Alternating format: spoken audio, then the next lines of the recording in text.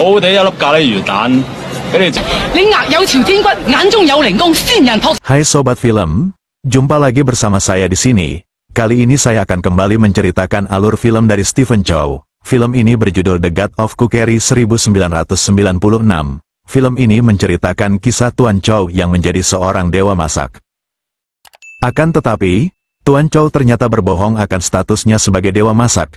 Ia akhirnya dipermalukan oleh rekan kerjanya sendiri dan menjadi orang biasa. Namun tekadnya yang kuat, ia berencana menjadi dewa masak yang sesungguhnya. Bagaimana kisahnya? Yuk langsung saja tonton alur film lengkapnya.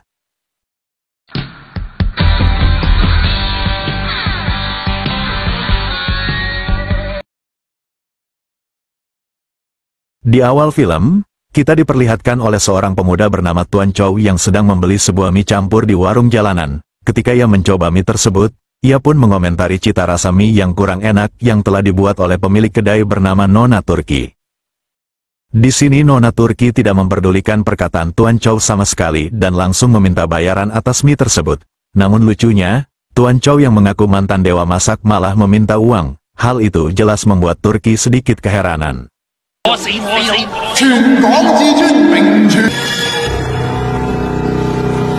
Klip pun kembali ke beberapa waktu yang lalu, di mana di sana sedang mengadakan kompetisi memasak. Tuan Chow yang seorang dewa masak ternyata menjadi juri di kompetisi itu. Tuan Chow lalu mencicipi semua masakan para peserta di sana. Namun anehnya, semua masakan para peserta tidak ada yang membuat Tuan Chow suka. Semua masakan diberi nilai 0. Setelah itu, Tuan Chow pun menunjukkan aksinya dalam seni memasak dan menghidangkan makanan yang begitu sempurna. Ketika makanan itu dicicipi oleh salah satu peserta, ia pun langsung berteriak karena hidangan itu sangatlah lezat.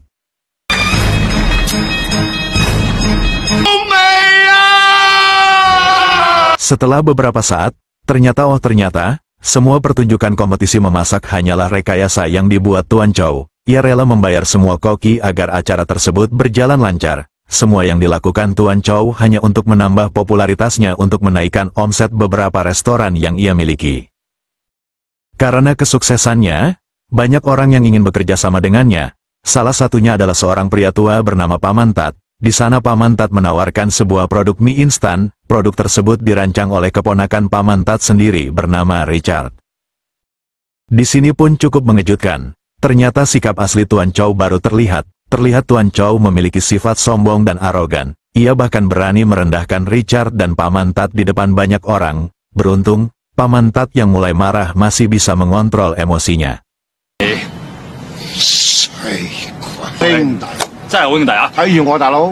Karena kerjasama produk mie instan belum tercapai, Paman Tat akhirnya menawarkan supplier daging untuk kebutuhan Tuan Chow. Di sini Tuan Chow pun akhirnya menerima kerjasama itu. Tidak berselang lama, tiba-tiba muncul seorang pria bernama Bultong menghadang Tuan Chow. Di sana Bultong mengaku lulusan akademi memasak. Ia memohon untuk mendapat kerja dan berniat menjadi asisten Tuan Chow. Karena Tuan Chow memiliki sifat sombong, ia pun menyuruh Bultong untuk melakukan hal yang aneh agar dapat diterima. Melihat kesungguhan Bultong, Tuan Chow akhirnya menerimanya sebagai asisten pribadinya.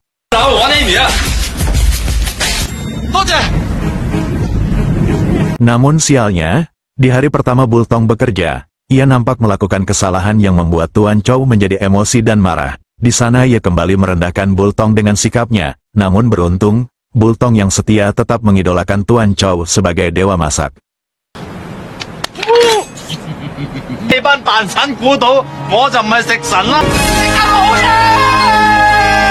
Singkat cerita, Tuan Chow tengah meresmikan cabang restoran baru miliknya. Ketika itu Bultong mengatakan jika ada salah satu fans wanita memakai seragam sekolah sedang menunggunya sambil membawa bunga. Mendengar hal itu, Tuan Chow langsung berhayal di mana ada seorang gadis cantik berseragam yang ia sukai. Namun pada kenyataannya, ternyata yang datang adalah wanita jadi-jadian. Hal itu jelas membuat Tuan Chow ketakutan dan langsung menyingkirkannya.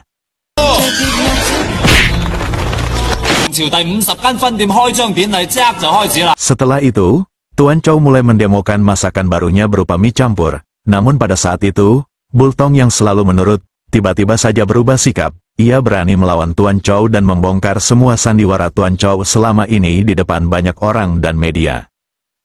Di sini Bultong langsung menunjukkan siapa dia sebenarnya. Ternyata, Bultong jago dalam hal memasak. Ia pun mengaku kalau dirinya lah dewa masak yang asli. Melihat hal itu, Tuan Chow sangat terkejut. Ia bahkan mengingat kembali di mana ia pernah merendahkan Bultong. Kesialan Tuan Chow bukan hanya itu. Para polisi tiba-tiba muncul dan menuduh Tuan Chow telah menjual daging busuk sehingga 50% pelanggannya sakit akibat keracunan. Ternyata, semua kejadian itu merupakan rencana dari Paman Tat dan Bultong untuk menggulingkan Tuan Chow.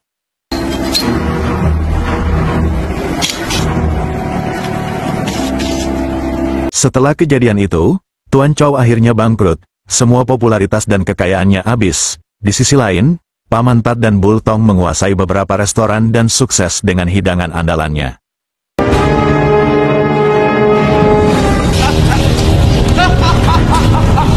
Klip lalu kembali ke masa kini di mana Tuan Chow sedang meminta uang kepada Nona Turki. Namun sialnya, tiba-tiba ia dihajar oleh beberapa orang di sana. Mereka tahu jika Tuan Chow berniat memeras Nona Turki sang pemilik kedai. Melihat hal itu, Nona Turki segera menghentikan aksi kekerasan tersebut. Ia membawa Tuan Chow ke tempat aman dan memberinya semangkuk nasi campur. Terlihat enak, Tuan Chow langsung melahap nasi itu tanpa henti hingga habis. Tidak lama kemudian, terjadi keributan antara Nona Turki dan saingan bisnisnya bernama Tuan Gos. Tuan Chow yang ada di sana tiba-tiba ditarik untuk ikut bergabung di kelompok Nona Turki. Di sana kedua pedagang itu ternyata sedang memperebutkan menu masakan yang bernama udang kencing dan bakso sapi. Saat perdebatan terjadi, Tuan Chow menyela dengan mengatakan kedua masakan itu tidak dapat dicampur. Mendengar hal itu, Tuan Gos marah dan mengetahui kalau Tuan Chow yang telah ikut berbicara. Atas kemarahan itu, Tuan Gos mencoba memberinya hukuman. Namun beruntung, Nona Turki segera melindunginya. Atas aksinya itu, Tuan Gos ketakutan dan segera pergi.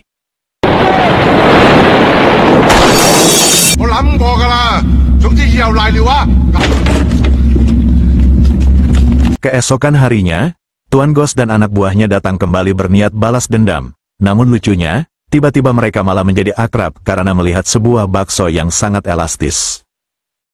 Bakso buatan Nona Turki dan Tuan Chow itu ternyata dari menu yang Nona Turki dan Tuan Gos rebutkan.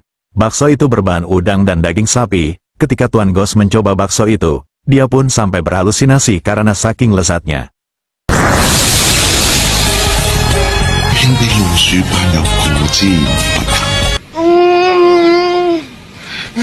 Setelah itu, mereka bertiga pun sepakat untuk berbisnis bersama dan membuka sebuah restoran bakso. Tuan Chow memberi nama bakso itu dengan sebutan, bakso sapi kencing meledak. Singkat cerita, bisnis bakso pun mulai berjalan. Namun sayang, semua itu tidak sesuai ekspektasi. Restoran mereka sepi peminat karena harganya yang terlalu tinggi. Tuan Chow akhirnya menurunkan harganya hingga menjadi gratis. Dan pada akhirnya, ada satu pembeli yaitu seorang suster rumah sakit. Saat suster itu akan mencoba bakso itu, ia malah keburu dipanggil oleh dokter untuk menangani pasien. Akibatnya bakso itu pun berkeliling rumah sakit, dan akhirnya sampai di tangan seorang pasien yang pertama kali mencicipinya. Karena rasanya yang super lezat dan membuat pasien menjadi senang, suster itu pun mengajak banyak pasien ke restoran itu. Seketika itu juga, Tuan Chow langsung menaikkan harganya lagi. Tak butuh waktu lama, restoran itu pun menjadi viral sampai diliput wartawan. Bakso buatan Tuan Chow sangatlah lezat dan kenyal, bahkan saking kenyalnya, bakso itu bisa dipakai sebagai bola tenis meja. Di tempat lain, kesuksesan Tuan Chow akhirnya terdengar sampai ke telinga Paman Tat dan Bultong. Mereka bahkan sedikit gelisah atas kembalinya Tuan Chow. Tuan Chow lalu menemui Richard untuk bekerja sama dengan meminjam modal.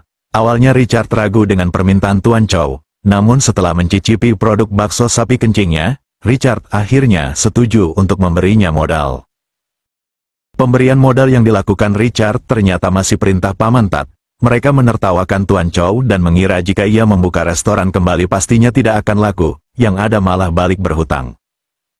Namun setelah beberapa waktu, karena kecerdikan Tuan Chow, ia mengelabui Paman Tat dan Bultong dengan menggunakan uang modal untuk memproduksi makanan kaleng. Dalam waktu singkat, bisnis Tuan Chow itu menguasai hampir seluruh pasar China. Paman Tat yang melihat hal itu jelas menjadi marah.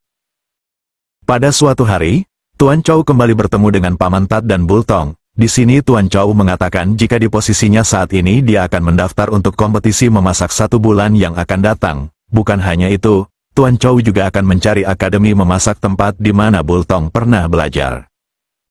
Di tengah situasi yang memanas, Nona Turki langsung memukul Paman Tat menggunakan tong sampah. Karena kesempatan mendukung, Tuan Chow juga ikut menendang Paman Tat sambil menengkan Nona Turki.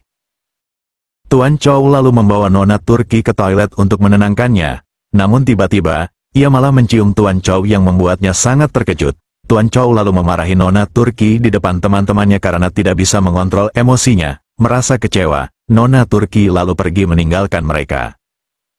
Setelah itu, Tuan Chow merayakan keberhasilan bisnisnya bersama teman-temannya. Di sana Nona Turki pun tidak ikut bergabung.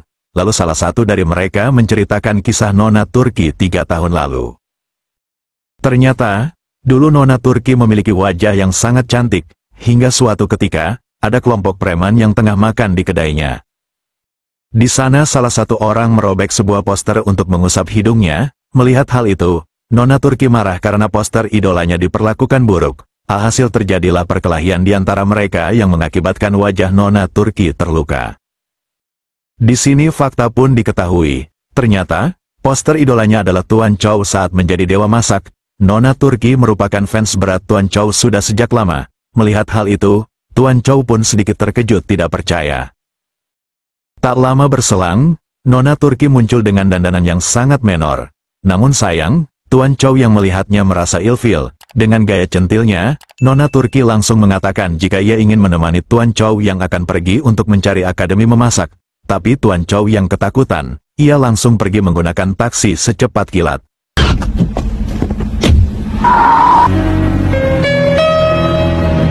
Setelah beberapa hari Tuan Chow pergi ke pedalaman China, ia pun menelepon temannya karena tidak bisa menemukan lokasi akademi memasak. Temannya lalu menyuruh Tuan Chow untuk kembali saja, karena mereka khawatir jika Nona Turki ikut hilang saat kepergian Tuan Chow. Namun tiba-tiba,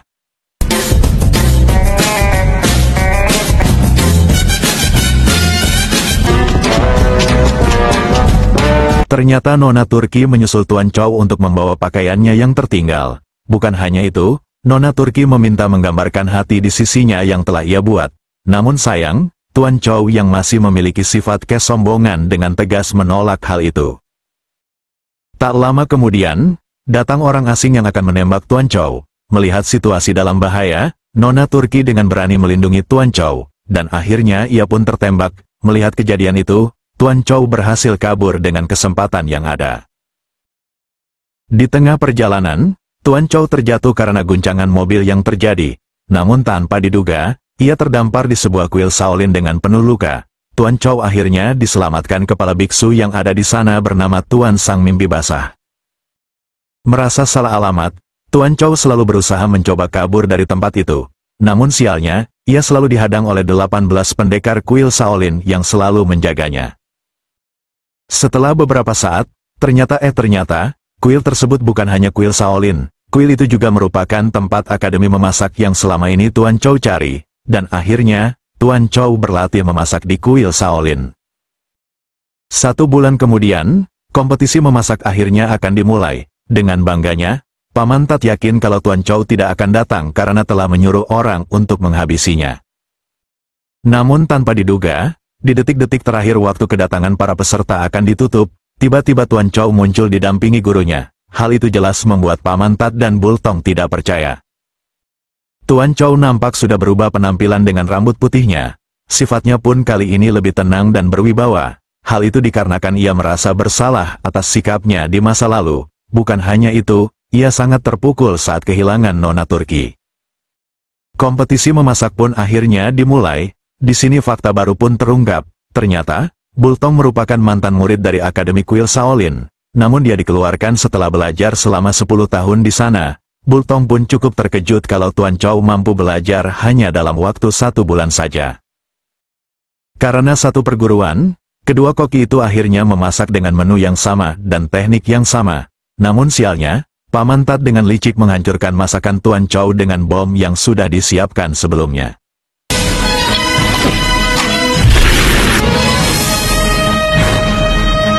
幾有創意，幾夠卓。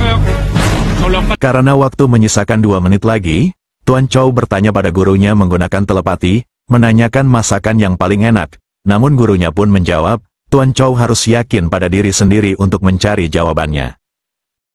Setelah itu, Tuan Chow langsung memasak menu sederhana yang dapat ia selesaikan selama 2 menit. Setelah hidangan siap, juri kocak sang ratu rasa, bernama Nyonya Nancy mulai mencicipi hidangan mereka berdua.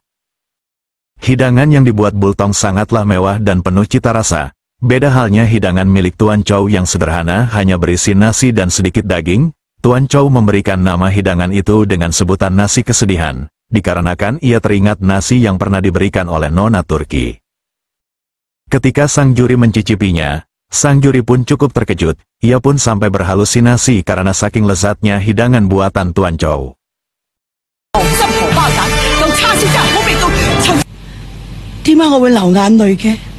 Setelah mencicipi kedua hidangan itu, sang juri sebenarnya ingin memenangkan Tuan Chow. Namun karena Paman Tat telah mengancamnya, sang juri akhirnya memenangkan hidangan Bultong.